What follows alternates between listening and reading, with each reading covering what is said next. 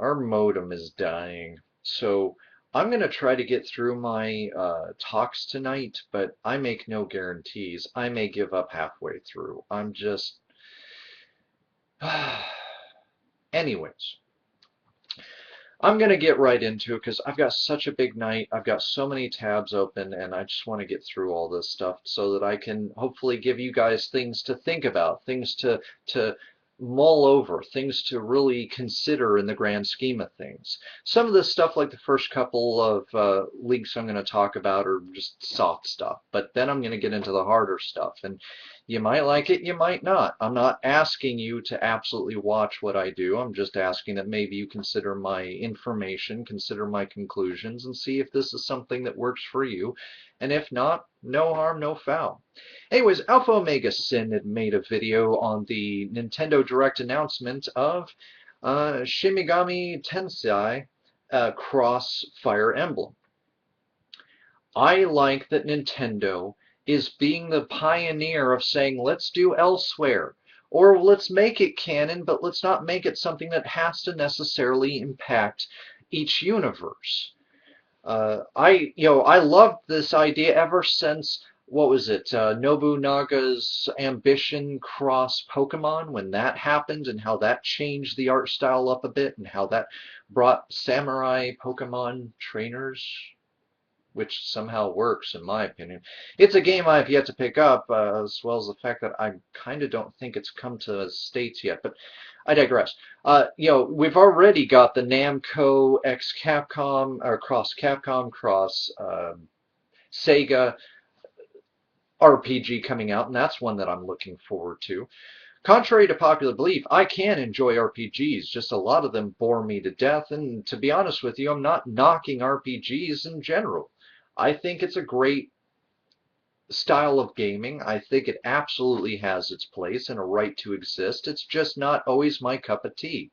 It was like with Kingdom Hearts. I mean, granted, I came in on Kingdom Hearts 2, but after a while, the game felt like it naturally concluded and it was still going. And I had no will left in me to keep grinding, to keep pushing, to keep moving forward.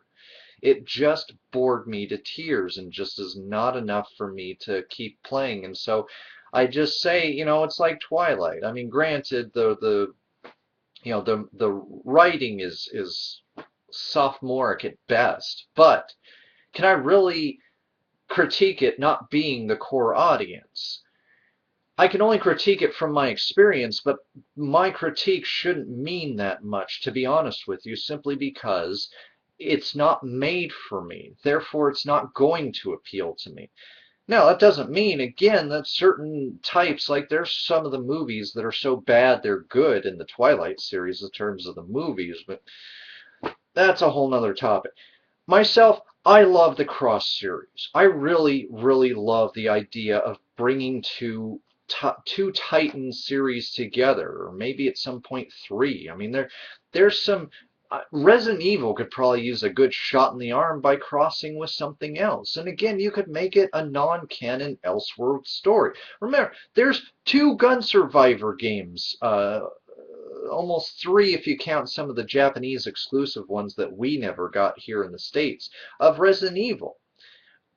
In a way, they're kind of considered canon, but generally they're part of the series that we just don't talk about.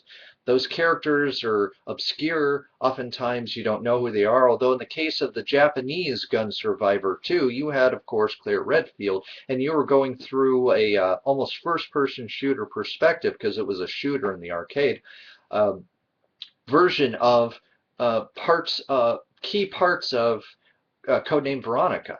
And I've actually had a chance to play the arcade cabinet. It's pretty fun, personally. It's probably one of the best Gun Survivors I've played, but I haven't played 3, which supposedly is a Gun Survivor edition of Dino Crisis, which, again, that would interest me. But I'm getting wildly off topic here.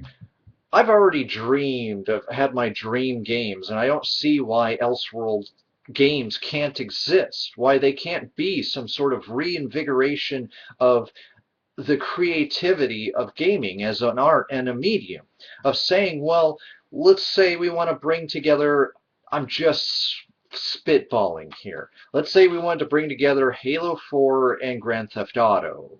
I mean, just to pick two titles that I can see readily in front of me. You know, how could you mesh those two worlds together? How could you make it work?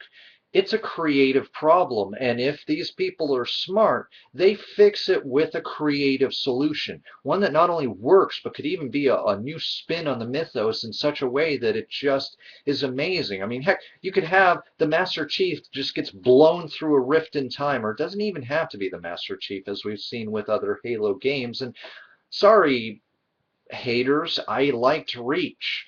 I didn't like as much ODST, but I had to respect its almost memento type of way of storytelling. And it was trying something unique. Should it have come out the way it did and not been an expansion the way it was? We could argue that till doomsday, and personally, I don't give two craps.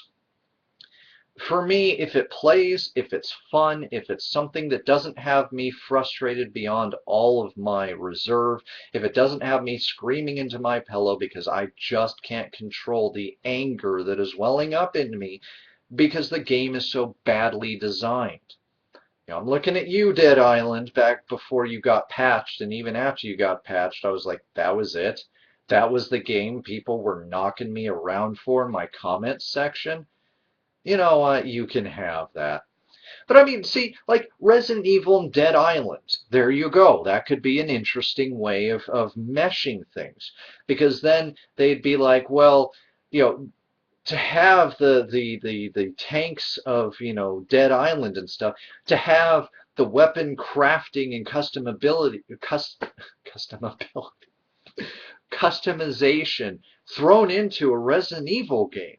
Being able to really craft your own guns and not just get parts or slight upgrades or crap like that. I mean, heck, you could even try to do really push the envelope and do Dead Space Resident Evil. Suddenly you've got maybe descendants of Jill and Chris and some of those, or just whole new characters, but you know, maybe somebody digging on the remains of, you know, Earth, or a place where eventually some part of Umbrella made it onto this place, and somebody releases a virus unknowingly. So now you don't just have these mindless, you have these zombies, right?